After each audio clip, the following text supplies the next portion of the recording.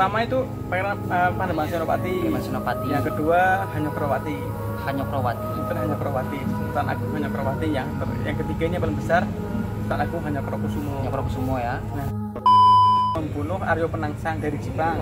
Sultan Demak ke-10. Nah, karena beliau mangkat akhirnya kerajaan Jawa dipajang, dipegang oleh Hadiwijaya.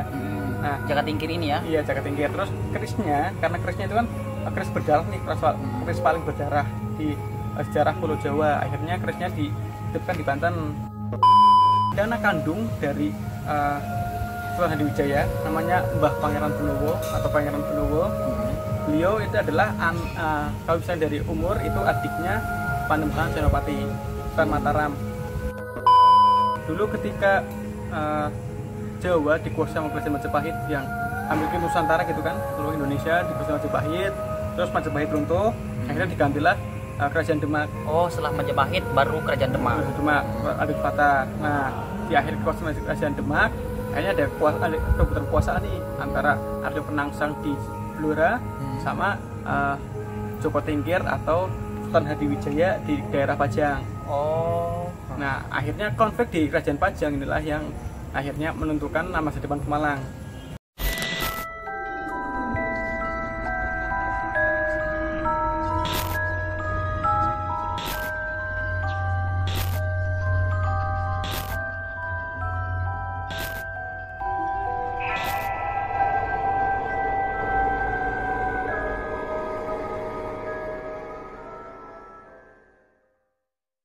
Baik, assalamualaikum warahmatullahi wabarakatuh, teman-teman dimanapun berada, selamat malam. Kembali bersama gua Hatim Maulana Arsya. Kali ini gua ditemani oleh salah satu bintang tamu yang luar biasa pada malam ini, yang akan membahas tentang sejarah berdirinya kota Pemalang yang ada di Jawa Tengah, Bang ya? Iya, Jawa Tengah. Nah, itu berhubungan dengan kerajaan pada masa lalu. Nanti boleh dijelaskan oleh teman kita, bintang tamu kita, dan juga boleh perkenalkan diri terlebih dahulu, siapa namanya, dari mana, dan langsung saja ceritakan sejarah seperti apa. Kita persilahkan. Oke, selamat malam teman-teman. Kenalkan, saya Eno. Saya dari PBS Inggris. Saya dari Pemalang. Nah, kebetulan saya dipanggil sama Bang Hatim ya? Ya. Nah, Bang Hatim untuk membahas kota Pemalang. Karena ketika orang-orang ya di kota Pemalang itu pasti menjerumusnya ke daerah Malang di Jawa Timur. Padahal ada kota Pemalang loh di Jawa Tengah yang gak kalah. Di Jawa Timur juga ada Pemalang juga namanya. Malang. Oh, Malang. Kan hampir mirip kan Pemalang sama Iya, Malang, iya. tapi lebih tenar Malang. Padahal kota Pemalang ini kalau misalnya kita lihat sejarahnya ya, itu berkaitan banget dengan sejarah kerajaan di Pulau Jawa. Kok Pemalang ini? Karena jadi ya dulu sekali kita tarik sejarah ya, kita mulai ke sejarahnya. Dulu ketika Jawa dikuasai sama kerajaan Majapahit yang memiliki Nusantara gitu kan, seluruh Indonesia dikuasai Majapahit, terus Majapahit runtuh, akhirnya digantilah kerajaan Demak. Oh, setelah Majapahit baru kerajaan Demak. Demak, Adik Fatah. Nah, di akhir kekuasaan kerajaan Demak, akhirnya ada rebutan kekuasaan nih antara Aryo Penangsang di Blora sama Joko Tingkir atau Sultan Hadiwijaya di daerah Pajang. Oh.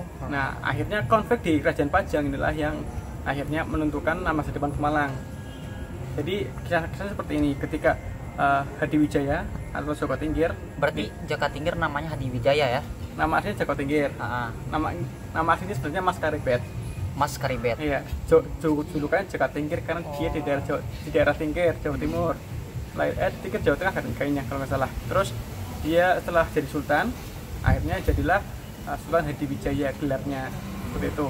Nah, setelah beliau sepuh, akhirnya rebutan kekuasaan lagi nih antara anak-anak Joko Tingkir sama anak-anak angkatnya Joko Tingkir yang disebut Panembahan Senopati.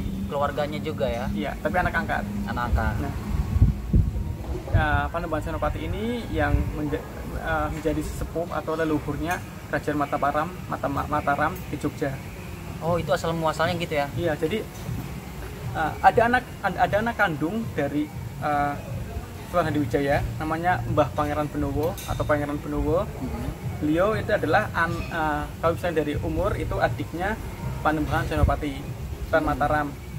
Nah, setelah tapi berbeda dengan anak-anak yang lain, Mbah Benowo ini tidak suka dengan politik, benar-benar tidak haus jabatan atau tidak menginginkan tahta gitulah. Anak kandung Jaka Tingkir. Nah, dia lebih menyukai hal-hal yang sifatnya filsafat gitu, menikmati hidup dengan kedamaian, menikmati hidup dengan caranya ya dia memandang sesuatu hal ya dari sisi baik, nggak pengen sisi kotor. Akhirnya karena keinginannya lebih kuat dalam berfilsafat, akhirnya dia tidak tertarik dengan konflik perebutan kekuasaan. Salah satu yang bagus dari beliau ini tentang filsafatnya apa? Ya, beliau salah satunya ya itu kan beliau kalau abang tahu ajaran Buddha, Ya. Slogannya kan semoga semua makhluk hidup berbahagia. Ya. Nah itu mirip dengan konsepnya filsafatnya Mbah Pangeran Benowo. Oh, Mbah Pangeran Benowo seperti itu konsepnya. Nah konsepnya dia kedamaian gitu ya. Iya, misalnya kedamaian gitulah. Jadi buat apa punya negara yang besar tapi konflik terus gitu kan nggak enak juga kan. Oh iya betul. Perang terus kan ya apa yang dia mau dinikmatin dari sebuah negara. Mbah Pangeran Benowo ini pernah jadi raja atau gimana? Nah setelah akhirnya kan memutuskan untuk meninggalkan rebutan kekuasaan. Akhirnya mengembara dan datanglah di suatu daerah namanya Pemalang. Nah Pemalang ini dikuasai ini sebenarnya Pemalang itu ada dua versi ya. Aku ya versi yang pertama aja nih, versi yang paling itulah paling disukai atau paling ada dua versi ya? Ada dua versi. Nah versi yang pertama dulu Pemalang dikuasai oleh Pak Prabu Anom. Prabu Anom itu siapa? Prabu Anom itu Bupati Pemalang. Bupati Pemalang pertama. Bupati Pemalang pertama. Nah setelah beliau mangkat kan kosong nih, nggak ada penerusnya. Kekosongan pemerintahan. Pemerintahan, tapi ada namanya Senopati siapa gitu ya, lupa aku namanya. Patih itu saya lupa lagi, pokoknya itulah Patih, seorang patih dari kerajaan. Seorang patih dari kerajaan Pemalang. Nah akhirnya beliau memangku dua jabatan, sebagai patih juga sebagai kepala pemerintahan. Kayak PLT gitu ya, pelaksana tugas. Ya, pelaksana tugas. Nah setelah beliau di Pemalang, ternyata Pemalang itu dulu ya terkenal dengan aura magisnya. Jadi orang-orang yang pengen datang ke Pemalang dengan nasib yang buruk, dia akan selamanya di Pemalang, nggak bisa keluar. Kalau niatnya buruk maksudnya? Ya, dia akan selalu terjebak di Pemalang, dia akan lupa jalan dan sebagainya. Kok bisa seperti itu? Ya itu karena salah satu mungkin ya, kalau abang sering dengar istilah Pemalang Pusara Jawa. Belum pernah sih. Ya, jadi slogan Pemalang yang paling terkenal selain Pemalang Ikhlas itu Pemalang Pusara Jawa. Pemalang Ikhlas atau Pemalang Pusar Jawa? Iya, Pusara Jawa, pusat ini. Pusara Jawa. Pusatnya Jawa. Itu slogan Pemalang. Iya, itu juga ceritanya panjang juga kalau dibahas. Tapi kita bahas Pemalang dulu ya. Boleh nanti di lain waktu kan? Iya, oke. Nah, setelah beliau datang ke Pemalang, ternyata beliau tertarik dengan Pemalang. Ternyata Pemalang itu menginginkan suatu kedamaian. Nah, sesuai dengan visi-misinya Pangeran Benowo. Akhirnya beliau setelah di Pemalang pulang ke Kerajaan Pajang, minta restu, minta izin ke romonya Sultan Hadiwijaya. Masih sebagai raja Sultan Hadiwijaya? Masih belum berganti ke Mataram Islam. Akhirnya beliau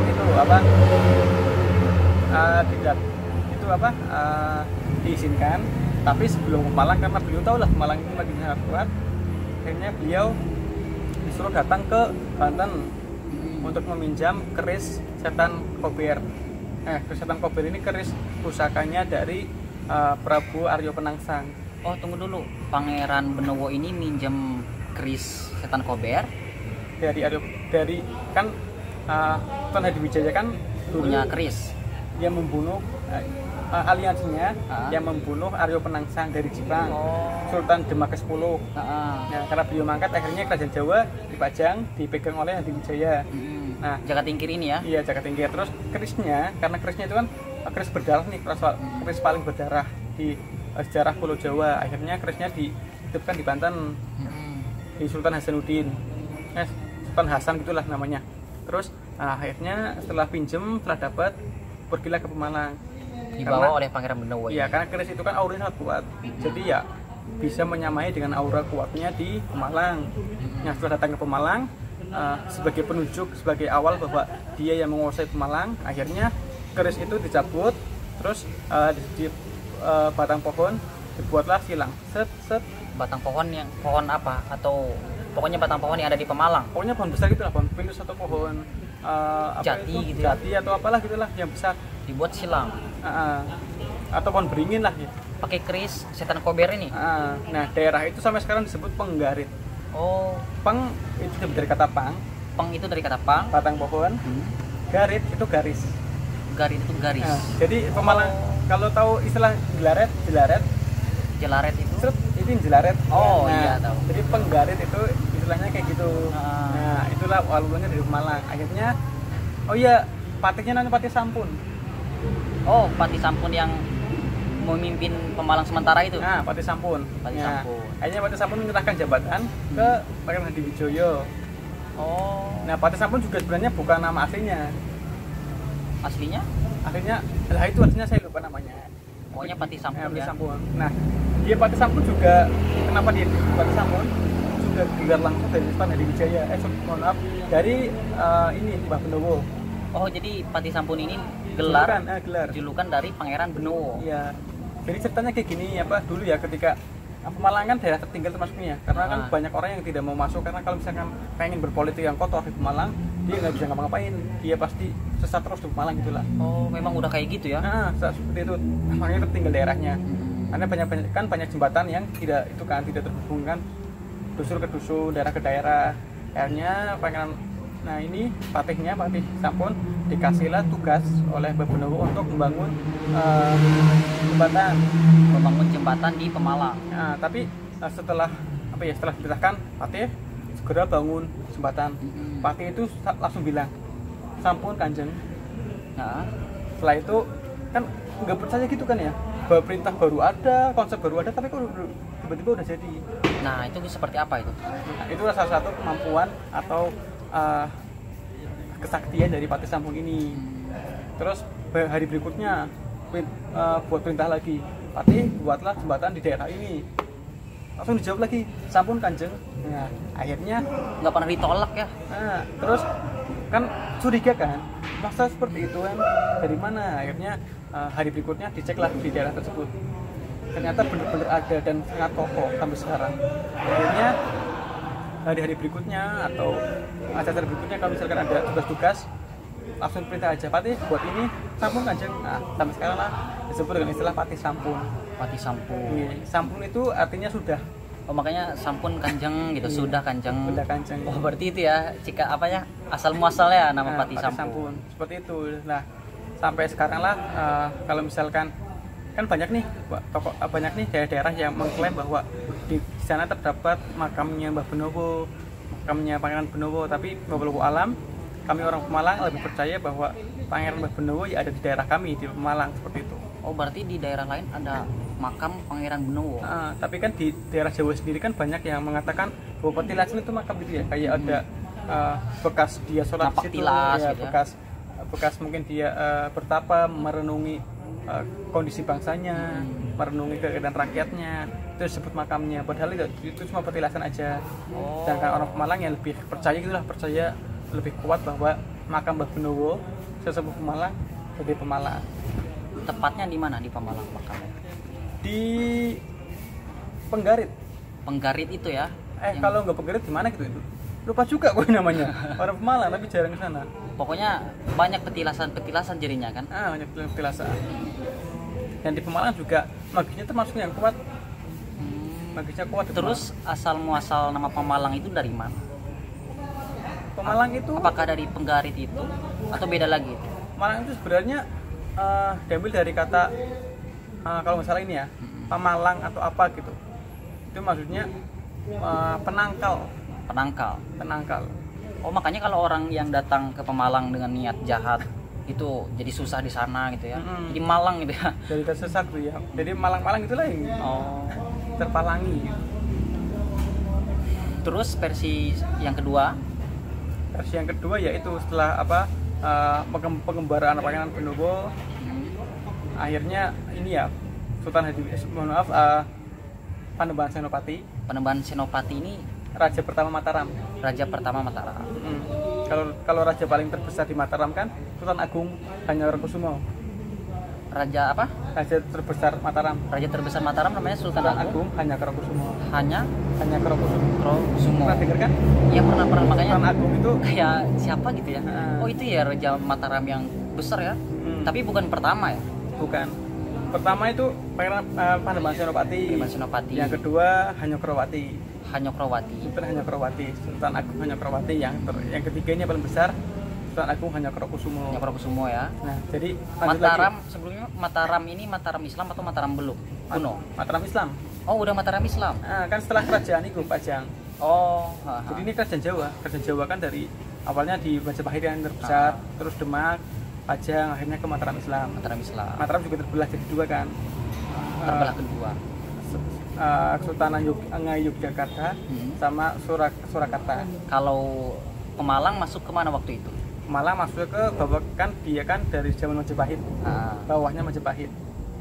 Jadi ya dia masuk ke kerajaan Jawa. Masuk ya? Kerajaan Jawa.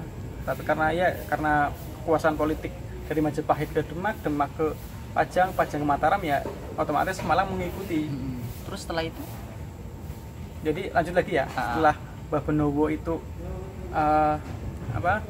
melakukan pengembaraannya cukup lama, akhirnya karena kan kangen nih Pangeran Panembahan Senopati, karena kan walaupun dia berkonflik sama keturunan Hadiwijaya, tapi kan tidak punya konflik pribadi dengan Pangeran Benowo, karena Pangeran Benowo kan nggak punya musuh kan, karena nggak suka politik ya, karena dia suka berdamai gitu. Sufi ya.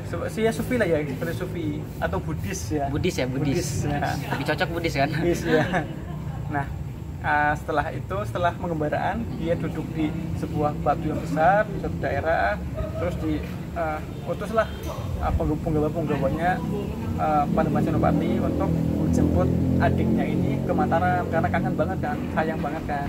Tapi beliau tidak mau, akhirnya beliau tetap mau menempati tempat itu, terus bilang jangan datang ke sini lagi kalau kalian buruk, daerah ini akan malangi kalian. Daerah Pemalang ya. Nah, akhirnya daerah Pemalang. Jadi Pemalang ini yang babat alas pertama itu Pangeran Benowo ini ya? Versi pertama, versi yang lain seperti itu.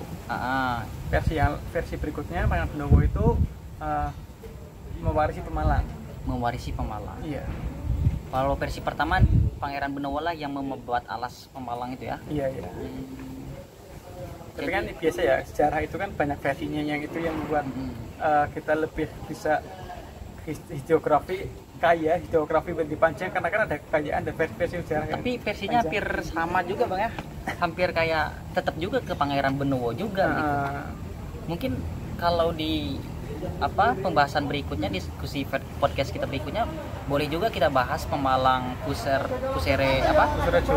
Jowo atau dengan Pemalang Ikhlas gitu. Pemalang Ikhlas boleh juga, nanti kita kupas. Karena kan pasti tahu kan istilah di dalam Buddhis atau dalam filsafat Islam kan, orang harus berbuat dengan ikhlas tanpa mengharapkan pahala atau mengharapkan surga, ikhlas untuk Tuhan gitu.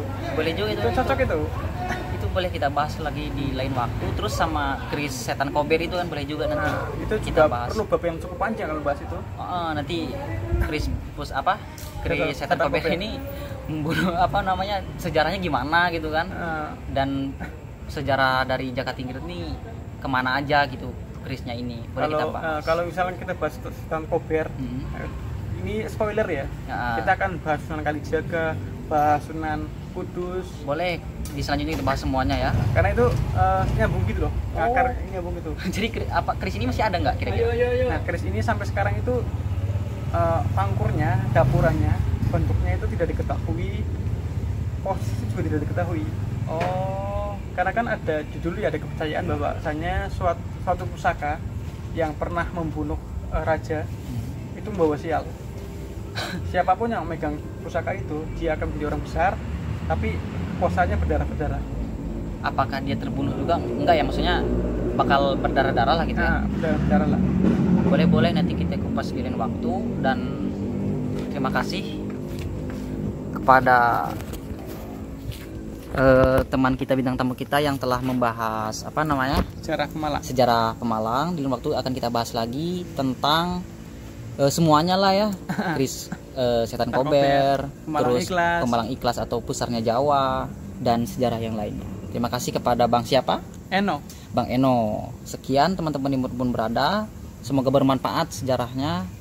Wassalamualaikum warahmatullahi wabarakatuh. Waalaikumsalam warahmatullahi wabarakatuh.